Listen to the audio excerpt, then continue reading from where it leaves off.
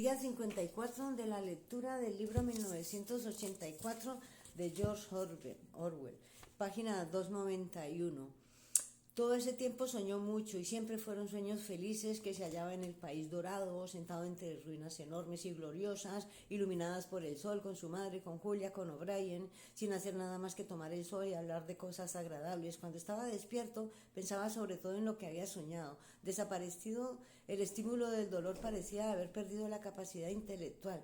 No se aburría ni le apetecía conversar o distraerse, solo quería estar solo. Se contentaba con que no le pegaran ni le interrogaran, con tener comida suficiente y con estar limpio. Poco a poco fue dedicando menos tiempo al sueño, aunque siguió sin ganas de levantarse. Lo único que le apetecía era estar echado y notar cómo se iba recobrando su cuerpo las fuerzas. Se tocaba aquí y allá tratando de asegurarse de que no era una ilusión, que sus músculos estuvieran cada vez más redondeados y su piel más tersa. Por fin concluyó sin lugar a dudas que estaba engordando. Sus muslos eran ya mucho más gruesos que sus rodillas.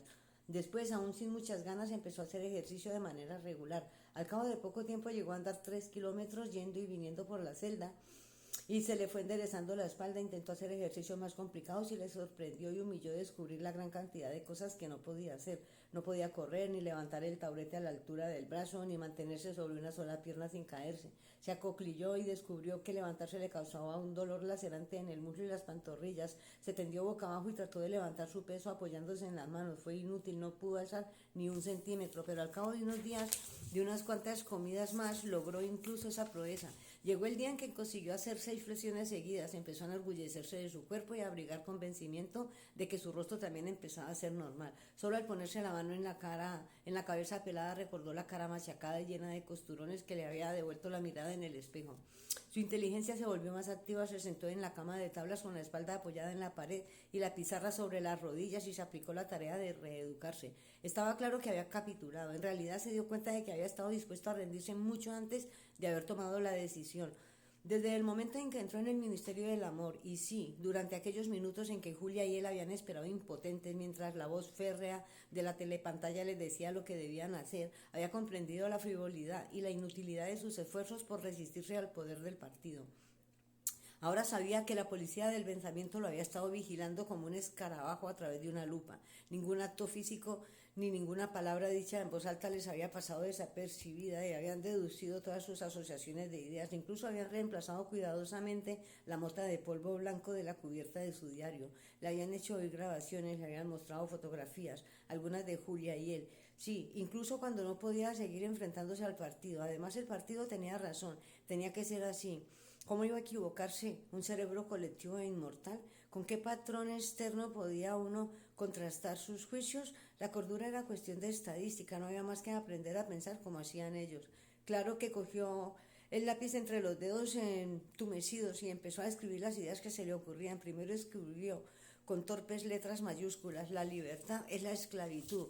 Luego casi enseguida escribió debajo: 2 y 2 son 5, pero luego no pudo continuar. Su inteligencia pareció incapaz de concentrarse, como si se resistiera. Sabía que iba a continuación, pero por un instante no pudo recordarlo, y cuando lo consiguió fue mediante un esfuerzo y un razonamiento conscientes, no porque acudiera sin más a su memoria.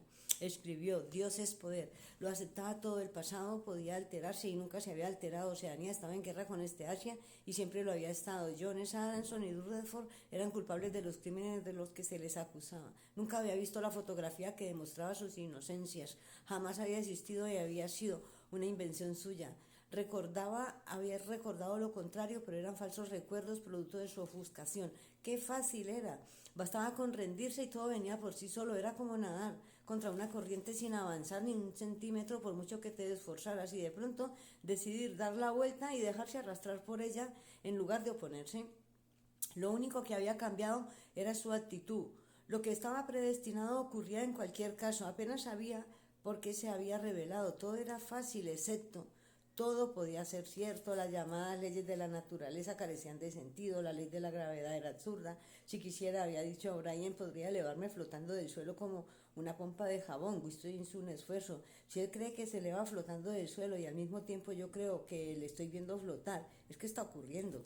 De pronto, como un fragmento de un naufragio, que sale a flote a la superficie, pensó, no estaría ocurriendo, lo que estaríamos era imaginando, sería una alucinación. Apartó esa idea de su cabeza al instante, la falacia era evidente, daba por sentado que de un modo u otro, fuera de uno mismo, había un mundo real en el que ocurrían cosas reales, pero ¿cómo iba a haber un mundo así? ¿Qué sabemos nosotros de nada si no está filtrado por nuestra inteligencia? Todo lo que sucede está en la imaginación y lo que ocurre en la imaginación de todos ocurre realmente. No le fue difícil echar por tierra aquella falacia sin correr el peligro de sucumbir a ella. No obstante, comprendió que ni siquiera debía habérsele ocurrido. La inteligencia debía desarrollar un punto ciego cada vez que se le ocurría una idea peligrosa. El proceso tenía que ser automático e instintivo. Antecrimen, lo llamaban en Nueva Lengua. Decidió ejercitarse en el antecrimen, formuló varias proposiciones. El partido afirma que la Tierra es plana, el partido dice que el hielo pesa más que el agua, y se esforzó en no ver o entender los argumentos que contradecían. No era fácil, hacía falta mucha capacidad de raciocinio e improvisación. Los problemas aritméticos planteados, por ejemplo, por una frase como 2 y 2 son 5, escapaban de su capacidad intelectual. También hacía falta una especie de atletismo de la inteligencia, una habilidad para utilizar la lógica con gran finura en un momento determinado y acto seguido pasar por alto los errores lógicos más palmarios. La estupidez era tan necesaria como la inteligencia e igual de difícil de adquirir. Todo ese tiempo una parte de su cerebro se preguntaba cuánto tardarían en matarle. Todo depende de ti, le había dicho O'Brien.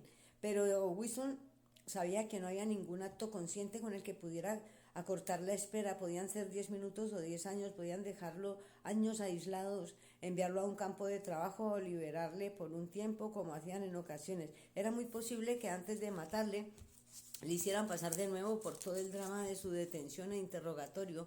Lo único seguro era que la muerte llegaba cuando no te la esperabas. La tradición no hablada y conocida por todos, aunque nadie lo dijera, aseguraba que siempre te pegaban un tiro en la nuca sin previo aviso mientras te llevaban por un pasillo de una celda a otra. Un día no era la expresión correcta, lo más probable es que fuese en plena noche. Una vez cayó en una especie de ensoñación extraña y dichosa. Iba andando por un pasillo esperando recibir el balazo, sabía que era inminente.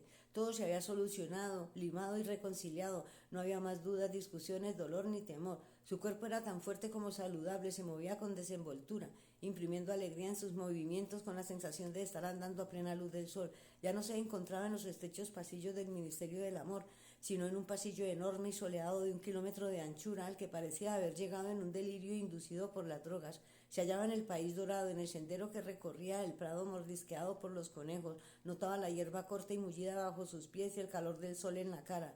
Al otro lado del prado estaban los olmos, estremecidos apenas por la brisa, y más allá del río, donde nadaban los mújoles en las verdes pozas bajo los sauces. De pronto despertó con un sobresalto horrorizado, el sudor le recorrió la espina dorsal. Se había oído gritar en voz alta: «Julia, Julia, amor mío, Julia». Por un instante le había embargado la sobrecogedora alucinación de su presencia. Había sido como si hubiera estado no solo con él, sino dentro de él, como si se hubiera colado debajo de su piel. En ese momento la había amado mucho más que cuando estaban juntos y eran libres. También supo que estaba viva en alguna parte y que necesitaba su ayuda. Volvió a tumbarse en la cama y trató de dominarse. ¿Qué había hecho? ¿Cuántos años de esclavitud se habrían echado encima por aquel momento de debilidad? Al cabo de un instante oiría los pasos de las botas detrás de la puerta. No permitirían que semejante estallido de emoción quedara sin castigo. Ahora sabrían, si es que no lo sabían ya, que había roto el acuerdo al que había llegado con ellos. Obedecía al partido, pero todavía lo odiaba. En los viejos tiempos había ocultado sus opiniones heréticas tras una apariencia de conformismo. Después había retrocedido un paso, había sometido su inteligencia, pero conservaba la esperanza de conservar inviolada la parte más íntima de su corazón. Sabía que estaba equivocado, pero prefería estarlo. Ahora ellos lo sabrían y O'Brien también lo había confesado con ese grito absurdo. Tendría que volver a empezar, tal vez durase años. Se pasó la mano por la cara intentando familiarizarse con una nueva forma. Profundas arrugas surcaban sus mejillas, los pómulos parecían más marcados, tenía la nariz aplastada. Además, desde la última vez que había visto en el espejo le habían puesto una dentadura postiza. No era fácil adoptar una expresión inescrutable cuando no sabías cómo era tu cara.